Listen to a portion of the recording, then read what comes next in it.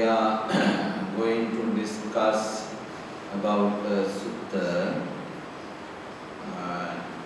Traditionally, we are preaching Dhamma talks, starting with inviting to the gods and also reciting Namo Tassa and also paragraph Brahma Sutta.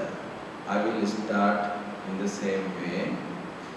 Samanta Chakravalesu Atra Gachantu Devata Saddhammang Munirajassa Sunantu Sagga Mokkadam Dhammasavana Kalo Ayam Bhadanta Dhammasavana Kalo Ayam Bhadanta Dhammasavana Kalo Ayam Bhadanta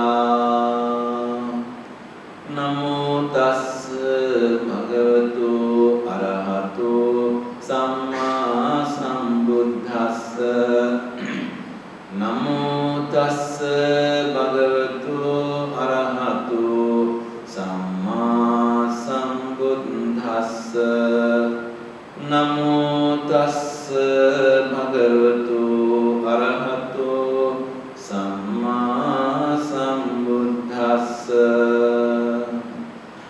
Patibhatuttam Ananda Kapilavattvanam Sakyanam Seko Patipada Idamanama Arya Savako Indriyesu Buddhadvaro Hote Bhojanesu Mattanyo Hote Aradha Viryo Hote Jnananam Nikamalabhi Hoti. Dear Dhamma friends, today I am going to explain the sutta named Sekha Sutta. It is in Majjhima Nikaya, a very important sutta explaining the path to the liberation, the practices which are very useful to follow the real path. Buddha went to his birthplace, birth village, which is called Kapilavatthu. It is in Nepal. So, part of the Kapilavatthu is in Nepal, another part is connected to India. You have been there, no?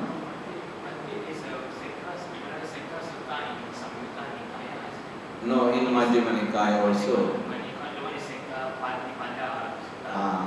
There are different versions, maybe in Samyutta Nikaya also. In Majjhima Nikaya, the lone sutta can be seen. So, Buddha was born in Kapilavatthu in the Nepal side. So I have visited that area. I think you also have visited Lumbini. Lumbini is the birthplace of the Prince Siddhartha. So he stayed there rainy season. After staying there rainy season, he decided to stay furthermore few months with 1,000 monks. He was followed by 1,000 monks.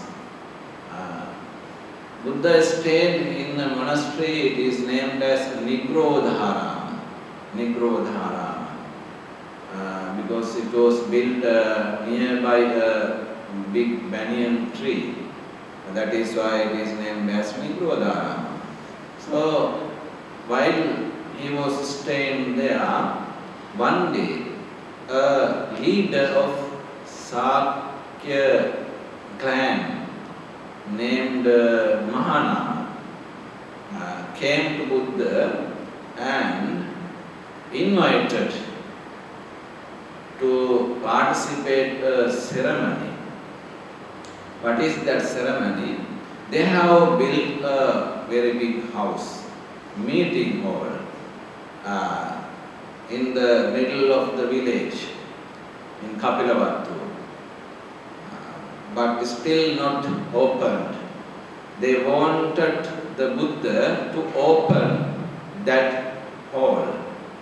That hall has named as Santhagara Sala, Santhagara. So they invited to the Buddha.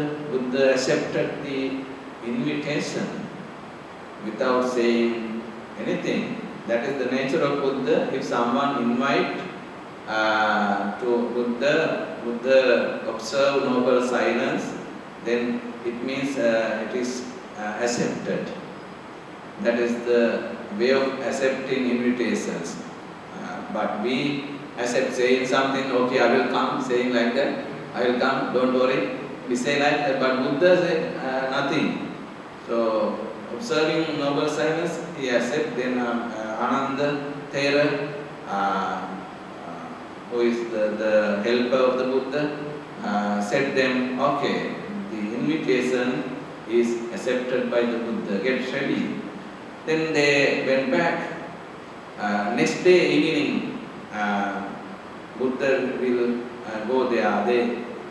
They were informed by Venerable Ananda, Buddha will come tomorrow evening with the monks, get ready.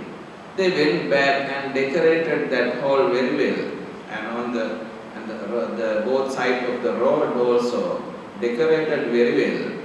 And they kept everything, necessary things in the hall and outside of the hall. There may be a big crowd.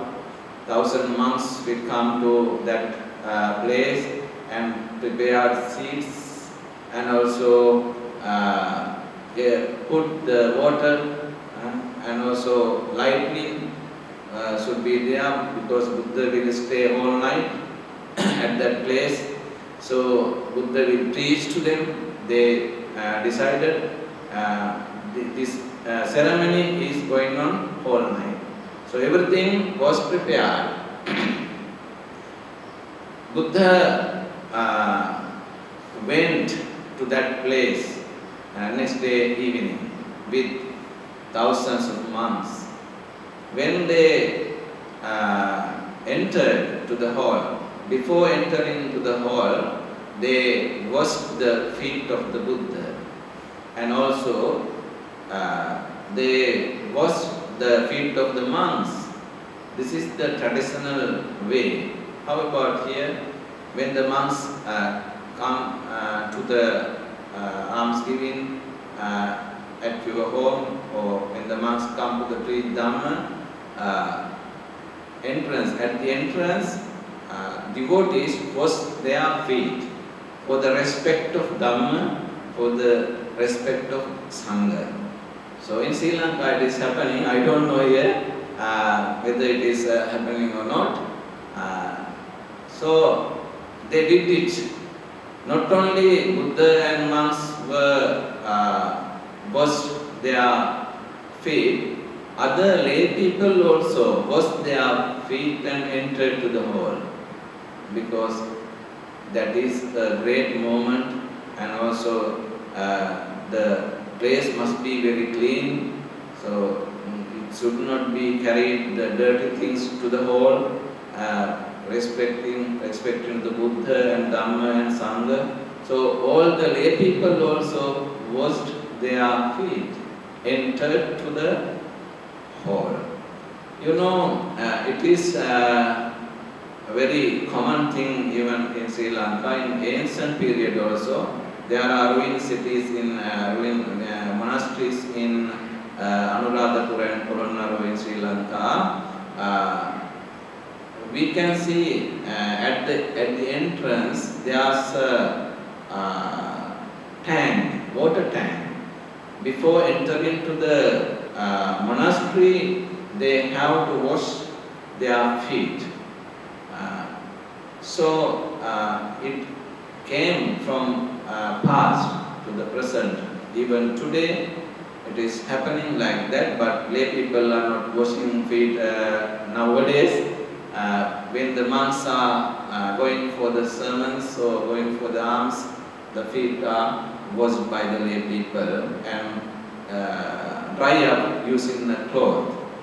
So that is the tradition. So Buddha entered to the hall and walked till up to the seat. Special seat was there prepared by them, and at once he didn't take the seat. He stood there for a while, for a few minutes, and sat down. Then monks and other people also took seats. After that, Buddha started discussion. First of all, Buddha asked, "How are you? How is your health? And how is your life?" In this manner, this is the nature of the Buddha. He is starting the speech, asking the well and health. That is why Buddha is named as Ubbabhasi. Ubbahasi.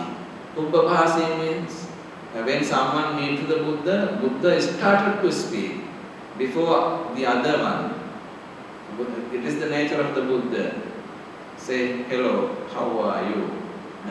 In Pali, Kachite Kamaniyam. Kachi Yapaniyam. How are you? The meaning is, how are you? So, Buddha laughed before laughing others, not a big laugh, a little bit, showing his teeth, very soft smile, give to other persons. So, friendly smile. Before laughing others, Buddha laughed. That is why Buddha is named as Ubbahasi. Ubbahasi. Hasati means laugh. In Pali, Hasati means laugh. Ubbahasi means Buddha laughed first, then others later. Normally, it is a friendly laugh. We don't do like that, no? We don't laugh with others at once. If they laugh, we laugh. Or else we don't laugh. If they talk, we talk.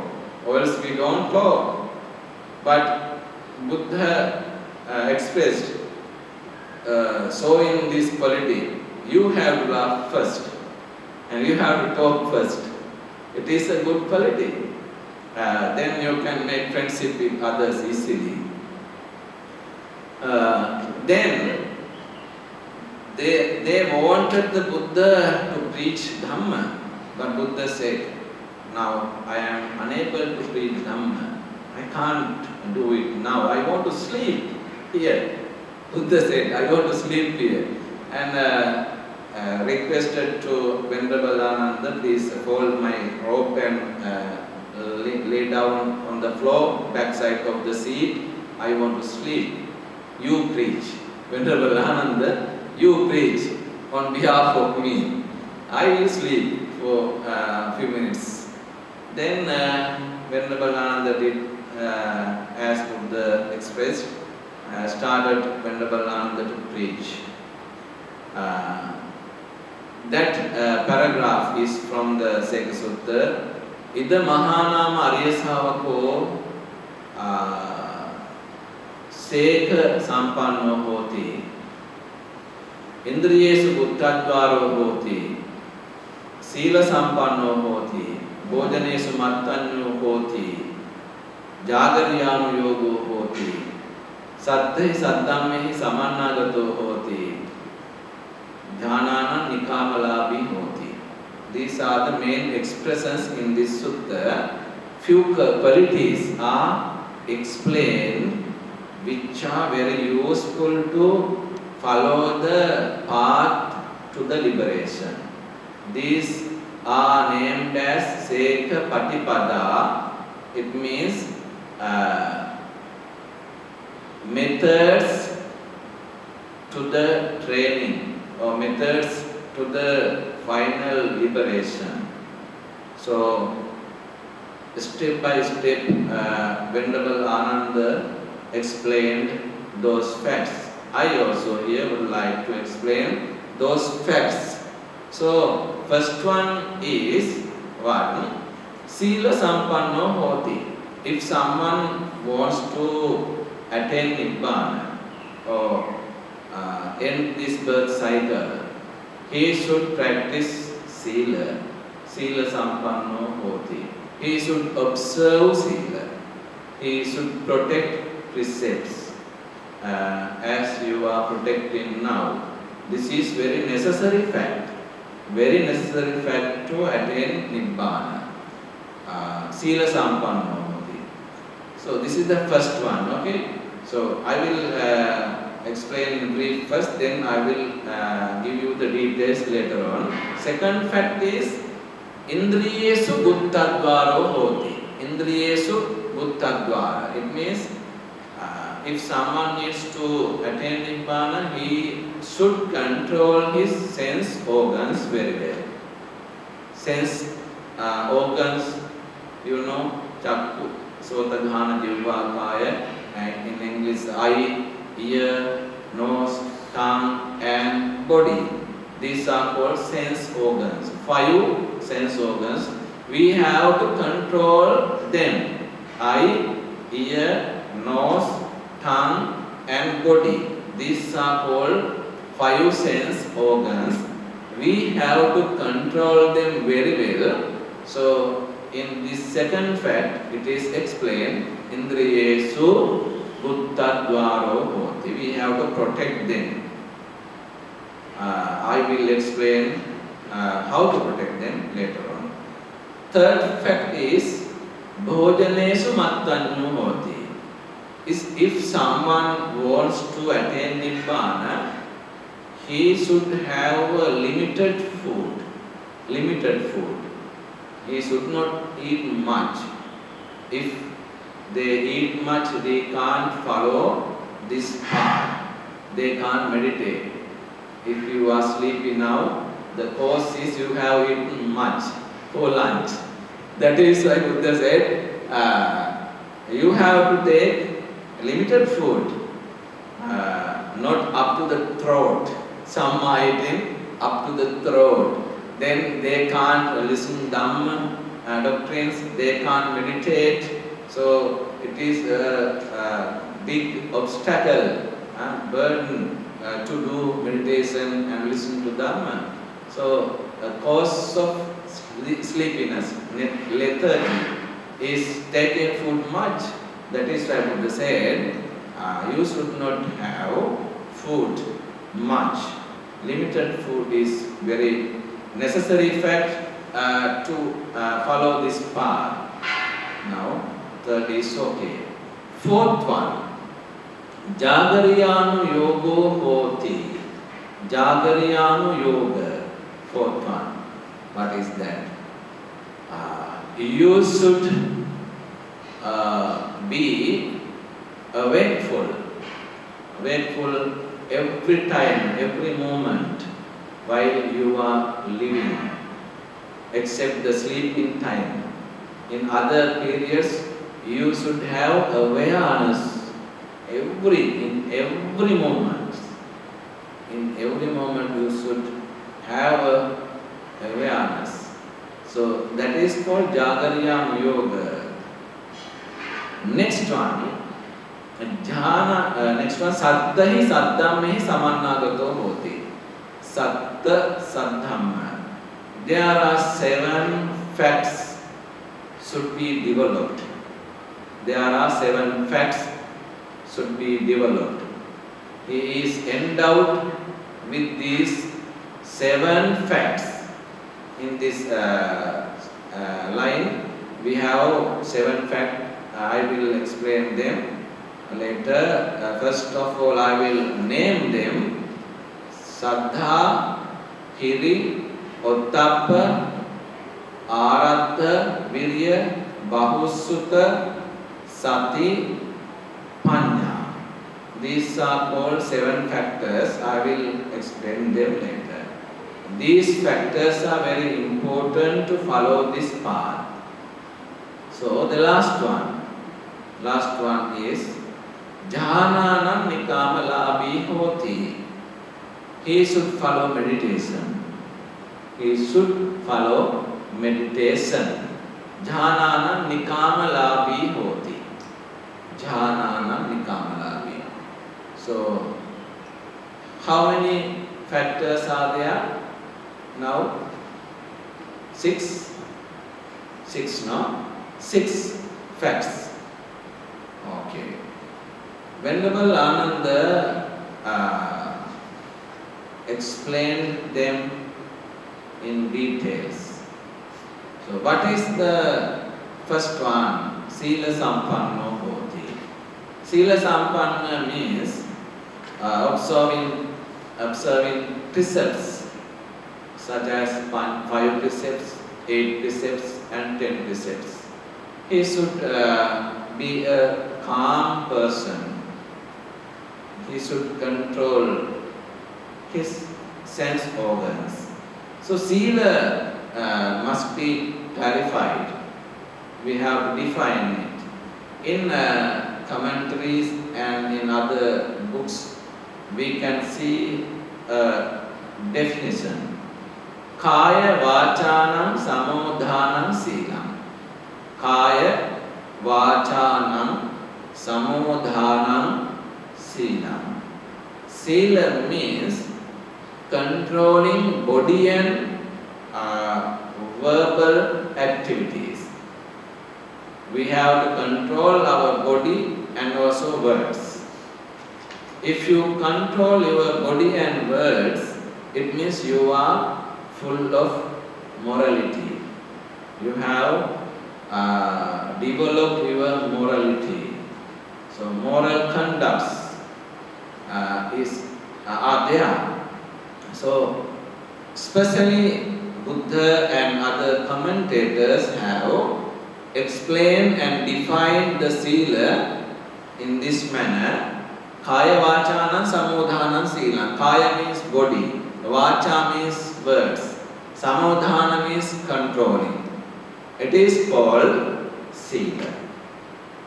So, while you are staying in your home, you can do it. No need to come to this temple to observe sila. If you control your body, no harming to others. So, no insulting others, no disturbing to others. You can manage your body. So, it means you are having sila. And also, if you control your words, you use your words without harmful to others. It means you are having sila. You are having sila. In home, it is difficult to follow. That is why you came here. Sometimes you tell lies, sometimes you make jokes to others and laughing, sometimes beating to your children or others, and you use your body to make troubles to others. In this manner, working in a wrong way, when you are staying outside. That is why you came here and you want to learn the path of the liberation. You want to learn Buddhism. That is why you came here. You want to practice meditation, and that is why you came here. There should be a guideline. Without guidelines, can't follow it. That is why you came here. We should know the path to go to the target place. If you want to go to somewhere in Malaysia, you should know the path. Without knowing, you can't go. If you don't know the path, if you don't know the way, you will wander here and there. You will not go to the real and correct place. That is why we should listen to the sermons. We should read the suttas. we should understand the suttas very well. My friend asked a question earlier, is there that sutta in another place? Yeah, sometimes there may be, because there are similar suttas in different places by same name. Buddha preached the same facts in different names and also similar names. As example, Puggala Sutta. There are more than 10-20 Puggala Suttas with that name. So, preached by Buddha in different places and to the different persons. Same fact is divided into different sections too. Because some people are very wise, some people are not that much wise. If Buddha met a wise person, Buddha preached very brief. If Buddha meets unintelligent person, is not wise that much, then Buddha wants to describe in detail. So the same thing is describing in different ways using illustrations, similes. Buddha told it. So in this way we can see the differences. Now you have understood the sila. While you are staying in your home, you can observe sila, not these kinds of 8 precepts or 5 precepts or 10 precepts. Just only you control your body and your mouth. Then you are full of morality. You are developing sila. Why there cannot be seen the mental control? Mind is not mentioned there, only kaya, vacha, body and words. The fact is that if the mind is well controlled, body and words are controlled. So body and words are controlled, it means mind is already controlled. If our mind is not well, my words also not well. And also my bodily activities, physical activities also no good.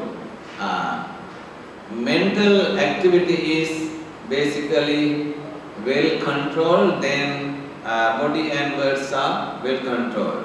That is why it is not mentioned here. If you control your mind, your words are very good. Your physical activities are very good.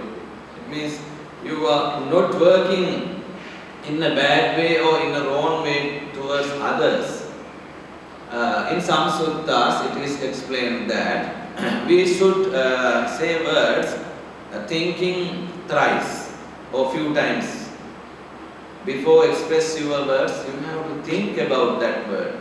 After releasing these words, what will happen? It may be a harmful thing to others, and their mind will be damaged after hearing these words.